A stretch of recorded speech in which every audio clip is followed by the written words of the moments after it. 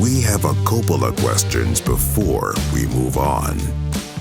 Couple of questions here. I know we were going for the overbearing cliche Italian mother thing, but what the hell was with Jack and his mom? What was that? Yeah. Like, I feel like they just took it just a little too far. Like, they made it weird. Mm-hmm. Like, I feel like it was the cliche overbearing Italian mother thing, but then taken to a weirdly sexual level. It wasn't sexual. It was about cleaning. She was vacuuming. With cleanliness. I swear. The vacuum was on my dick, though. Nothing sexual about your naked mom sucking, all right? God damn it. All right. It's like they established it, which was weird, and then they kind of pulled back from it, but then they would just sprinkle things that made it just like remind you how weird it is that his relationship with his mom. Because it almost feels like they were just trying to say, like, he just fears commitment. It has nothing to do with his promise he made his mom. He's just using the excuse. But then they would keep bringing up his Oedipal relationship with his mom and odd moments. Yeah. And, The fact that they brought up the fact that she was naked in his dreams several times was like, there's some Freud stuff going on there, but it just got weird, man. I don't know. It made me uncomfortable. Yeah. All right, moving on. Yeah. How the hell did Jack afford to gamble as much as he did and afford that office underneath the Manhattan Bridge, but can't afford a therapist to work out not jacking off to his mom all the time? What, like, he's gambling constantly, it seems like. Yeah. He's got in New York, he's got a bookie. Yeah. He's losing to all the time. Uh-huh. A bookie that seems to be his only real friend, too. Yeah. Probably because he's a gambling addict and he's not actually his friend, but nobody else. Like, his only other friends are the guys he plays poker with, who he probably loses a shitload to as well. Yeah. They're only friends with him because they lose to him or they make money off of him. Yeah. And they all want to kill him because of his relationship with his wife. Yeah. But they're getting paid, so. So he just seems pretty pathetic.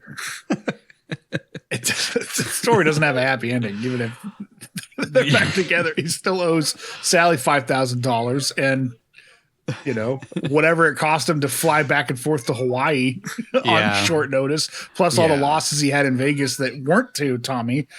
Mm-hmm. Like, I don't know how much he lost at the roulette table, but it seemed like a substantial amount. Well, And that, I mean, yeah, I'm trying to, I can't remember what color chips they were, but it was quite a bit of money. it was a lot. It was Plus a lot of the amount of money he spent on the Alibaba suite that was definitely not $150. Yeah, No. no shit. Yeah. There's a lot of questions there. Yeah. Where did all this money come from? Maybe he is like actually good at gambling, and because he does eventually get, you know, a straight flush, but I feel like that was all rigged. Because he was losing to them. They're all like clearly card sharks. Yeah. And then suddenly he was winning, which leads me to my next question of, do you think everybody was in on that? Like all the guys who were playing poker were in on him being I think so. conned? Yeah. I imagine there's some kind of racket they have set up with Which is they bring in some high roller and they're all in on it Yeah. and they swindle amount of money and they'll take a cut of it. Yeah. Which is why he tells Sandwich, go set up the next poker game. Yeah. Because Needs to let's go make some money. Yeah. Maybe that's how he's rich. He's just scamming random jackasses. I mean, they kind of show he's not above doing seedy, illegal shit. So Yeah. Yeah. What the fuck was Evander Holyfield doing walking around talking to random guests at the casino? He's just a good guy, dude. because Bally's features so prominently, I'm assuming they paid pretty heavily to be the casino in it and have events like Flying Elvis's at Bally's, and probably Evander Holyfield. So it's probably just all part of a package deal with product placement, but it's all the hotel. Yeah. Because I can imagine they would pay Evander Holyfield to hang out on the hotel floor, or casino floor. Like, he had like a sign. Maybe to him like and stuff, sign and autographs or something. But Yeah. like Evander Yeah. Holyfield was a pretty well-known, prominent boxer at that point. Wasn't like he was just some small timer. Yeah. random boxer. No. Hey, no. man's got to eat. Man's got to eat. I live near the Strip. It's just an easy little commute for me. Come over here, ask people what they're doing, and call them old timers. Yeah. Shit like that. What the fuck was Jerry Tarkanian doing at that poker game? Why the hell is the coach of the UNLV Running Rebels at that game? That was when the Running Rebels were like, that's when Larry Johnson and Stacey Augman and stuff were there, and they like won the national championship. I think it was like 1991. So this was like dude. at his peak. Yeah. Maybe he's trying to make some extra money. Yeah. On the side. Or he knows somebody in the production. Yeah. Well, I mean, in the movie logic, I'm like, okay, so maybe he's just friends with Tommy Corman. Yeah, like it shows Tommy's got some connections that aren't just all about swindling people and gambling. Yeah. I always feel like they try and set up, anytime Seymour Cassell shows up in a movie, they just set him up as some rich guy. Because he was like the gambling guy in Sunny. He was the rich dude, and it could happen to you. Yeah, true. I don't know. This is a big one for me because I kind of feel like it could be, but do you think the whole Hawaii thing was just a big con? Like that he didn't actually have that house. It's not really his house. He just made Con. it. I was thinking like maybe that's why he can't find him because he doesn't actually own a house in Kauai. Yeah. And that this was all just Yeah, that him could be. setting Yeah. up this whole weekend so that he could take her someplace romantic and color her feelings towards him. Yeah, I think that makes it interesting, but I think the movie would have spelled that out if that was the case. Yeah. But it does make sense. Like, I think they're just trying to show that he's kind of a shitty private investigator and like he just doesn't, he just yells at people when he doesn't get what he wants, and yelling at an operator didn't really seem to help. So he just hung up on her. I mean, how hard is it to spy on people cheating on each other? It's not that hard. It doesn't take any detective skills. Not in New York. Like, they all just Yeah. live right there. He just, all you see, he just waits outside where they're hanging out, and then he watches them when they come out in the street. Yeah. Yeah. He's not Jessica Jonesing from the fucking building next door. He's just like right out in the open taking pictures of them. He's not Spider-Man Noir in it.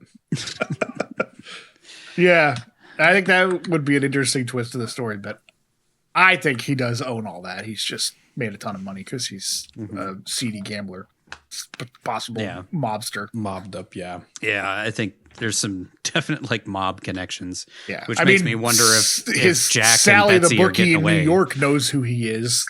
Yeah. And knows to not mess with him. Then he's definitely bigger than just a card shark. Mm-hmm. Yeah, I don't know. Because he pays like everybody he meets in Hawaii and like tells them to say certain things to her and stuff. Yep. Like that one guy who's like, True. if somebody put you up in a card game for $3,000, I'd beat the shit out of him or whatever the hell he said. That was just like his driver, though. Whatever. I'm assuming he just employs that guy. Yeah. Yeah, true. And he just gives money to the pool boy, the cabana boy at the Las Vegas after making him treating him like shit. He still gives him money for no reason. So it's like he actually has money. He's just handing out. Yeah. It's how he gains his favors from different people. Yeah, true. That's a good point. Yeah. Now maybe now he'll come call and have that cabana boy keep an eye out for another woman who looks like Donna. Call him in tip. Look at you. Keep your eye open for another horse-faced donkey witch. Do you think Betsy was actually starting to like Tommy, or was she just excited at being able to live in Hawaii and have tons of money? I don't know, man. She was drugged. It does seem like the moment that he's like, maybe we should just live in Connecticut, she was like, True. Yeah. That was the moment where she started to think about what she was doing. Well, I think he already kind of hooked her with the sob story of his dead wife and his kid and grandkids or whatever, because she was already like, yeah, I'll go to Hawaii with him. That's fine. He sounds, he's a nice guy. Yeah. Like a good dude. I mean, she does let him kiss her at one point. And he's not like overtly threatening to her at all up until later. So at that point, he later. even tells her like, stop me whenever you want. She doesn't. So she lets it happen. Mm-hmm. Stupid whore. Why did Jack go back to New York when a day later he decided to fly to Hawaii to track them down? Like, he leaves Las Vegas and then goes to New York, and then he just jumps on a plane to Hawaii like right after that. Just so that we can have that little Mike Tyson joke of the photoshopped picture.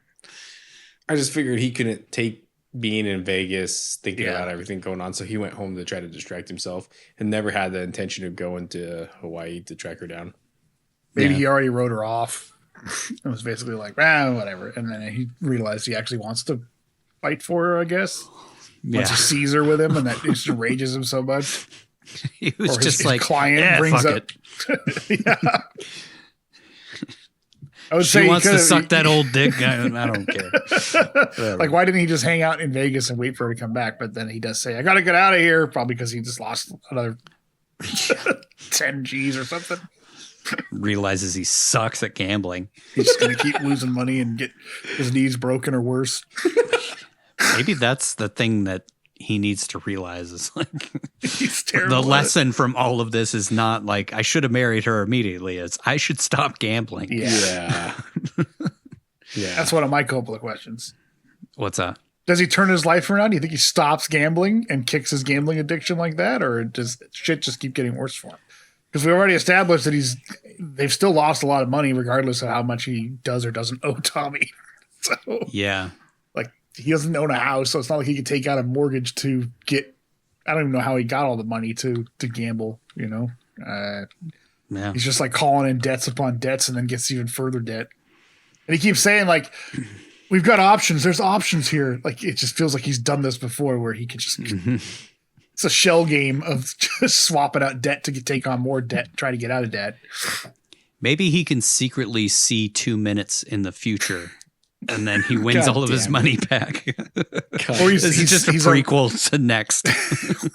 Maybe he's just a really good, he actually is a really good private investigator. He just has hustles going all the time, like Ricky Santoro or whatever. Yeah, maybe. I don't know, man. I don't think the private investigator game is lucrative enough for the things that he does throughout this movie. No. The fucking the office that he has, there's no way he could afford that. The hotel room that he gets, there's no way he could afford that. All the gambling he's doing. I guess he starts pretty small with the gambling and like he's only in debt to Sally for like $50. So I guess maybe it was small and it just got out of control. I don't know. I don't think they make it. And I think Tommy comes back for her. Yeah. That's the other question. Do you think Tommy just let it go? I don't think so. Like he's, at least doesn't seem like the type. 65 grand. Yeah. You are going to pay me one way or another. Mm-hmm. You made a promise to Tommy Corman. I'm either going to fuck her or I'm going to fuck you. Cut to him back in that Hawaiian jail. Why did Mahi Mahi help Jack after he got his car back? Like, why that sudden change of heart? Yeah, that one is kind of weird to me. Yeah. Yeah. Doesn't he make sense. He disrespected Chief Orman. Stole his car. I mean, he was a real shit to the people of Hawaii. So I don't know. Yeah, it just doesn't make any sense. Nope. Unless, like we said in the moment, he found out that Tommy was trying to steal Jack's girl, and that's why he was like, "Oh, I can't live with that." I don't know.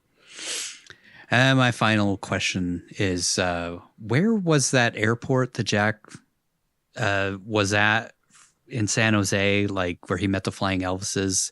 Why was there so much activity? How did he get on the tarmac? Did they really just let you walk around with a fucking sign that says Las Vegas around private planes and shit? I don't know. It's not like hitchhiking. Free 9/11, I guess. What's the worst that could happen? It just was weird because I feel like that can't be like the regular airport, like the international airport. Just some random fucking a side airport next to the international airport. Yeah. I don't know. Yeah, I don't know. I don't think we're supposed to think about it, dude. Just weird. Oh, it's like the movie airport logic. from Con Air. The plane did kind of look like the Con Air plane too. It did, Yeah. yeah. A little bit. Any other questions? Why the fuck is it called Honeymoon in Vegas? They were supposed to have their honeymoon. I get that it was supposed to be a marriage in Vegas, Yeah. but we never see any bit of a honeymoon, I guess. Yeah. The credits? I guess. Yeah, I don't know. Just felt like they named the movie before they actually wrote the movie, and then they didn't actually feature a honeymoon. Yeah. I mean, I guess we're supposed to assume that if he would have married her when they first got to Vegas, the whole rest of the movie would have been their honeymoon. Right. But We don't see that. we don't see that. Never happens. Yeah. I guess it's true. Yeah. Terrible name for a movie. Like you could have called it a proposal in Vegas or something, and it would have maybe fit a little better. The Could have called it cuckolding in Indecent Proposal. That would have been a good name for it. Vegas. God damn it.